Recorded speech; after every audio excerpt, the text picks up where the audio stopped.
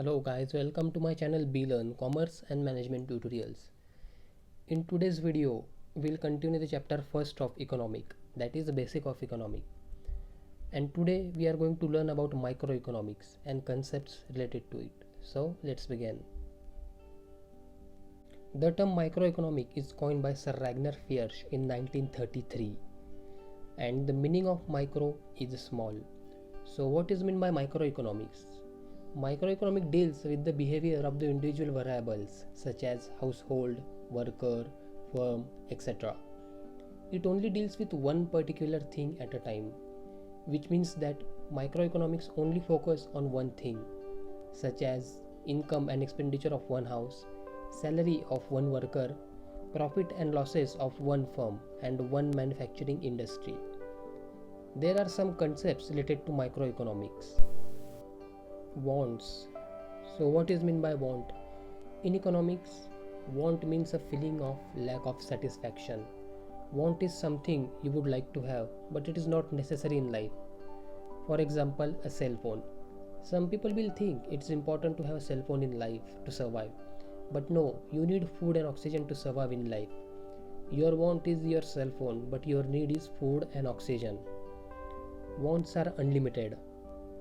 Wants arises again and again, and they are also unending, which means it never ends.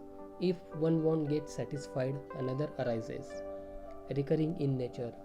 Several human wants arises again and again, while some might be only an occasional. Wants are different with age, gender, preferences, seasons and culture. Let's take an example for it. Age. A child wants a toys, whereas an adult wants a motorbike. Gender. A man wants high-tech gadgets, whereas lady prefer jewelry. Preferences. Some persons prefer spicy food, while some will go for a non-spicy food. Seasons. In winter, there is more demand for an room heaters, whereas AC are more demanded in summer. Culture. Western people will prefer suit, pants and ties, whereas Indians will go for shirt pants. Types of wants: economic wants and non-economic wants. Economic wants are those where money is involved, where the person has to pay the price for them, for example food and medicines. Non-economic wants are those which can be satisfied without making a payment for them, for example sunshine or air. Individual wants and collective wants. Individual wants refer to those wants which are satisfied at the individual level, which means only one person gets satisfied. For example, doctor using a stethoscope. And collective wants are social wants, where there is collective satisfaction of wants, which means more than one person gets satisfied with these wants. For example, people traveling by train. Necessities, comfort and luxuries. Necessities are the basic needs of life, for example food, clothing, shelter, health and education. Comforts are those wants which make our life comfortable, for example washing machine or mixer. Luxuries are those wants which are meant for pleasure and enjoyment, for example well furnished house or luxury car. Goods and services. These are very popular terms of economic. Goods means anything which have a material existence, for example chalk used by a teacher. Services do not have any material existence, but they do satisfy humans, for example teaching offered by a teacher. Utility. Utility means a capacity of a commodity to satisfy human wants. For example, a refrigerator. The utility of a refrigerator is to keep perishable items like food keep fresh for a longer period of time. So this way refrigerators satisfy human want. Value. Value in use means usefulness of a commodity, and it is an example of a free good. It refers to the worth of commodity. For example, no one has to pay price for sunshine, but its immense worth for life can never be doubted. Value in exchange, term as an economic good. which means commodity or service expressed in terms of another commodity. When the value is expressed in terms of money, it is called price of a commodity.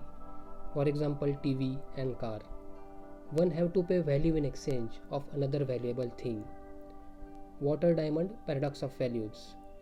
Some commodities have high value in use but low exchange value. For example, water. The use of water is high but it is not scarce, so it have low exchange value. Whereas some commodities have low value in use but high exchange value due to its scarcity. For example, diamonds. Wealth. Wealth refers to anything which has a market value and can be exchanged for money. To be regarded as wealth, a commodity must possess the following characteristic. Utility. A commodity must have the capacity to satisfy human want. Scarcity. A commodity must be scarce in supply in relation to its demand if it is to be included in term wealth. For example, all economic goods for which price is paid. Transferability. A commodity should be transferable from one person to another person as well as place to place. For example, vehicle, jewelry, etc. Externality. A goods can be transferred only if it is external to human body. For example, bag or chair. Personal income. Earnings received by a person from all sources is called the personal income. And personal disposable income, which means it is that part of personal income which is left over after payment of direct taxes such as income tax, wealth tax, etc. If you like the explanation of this topic, kindly like, share and subscribe to my channel BeLearn. Thank you.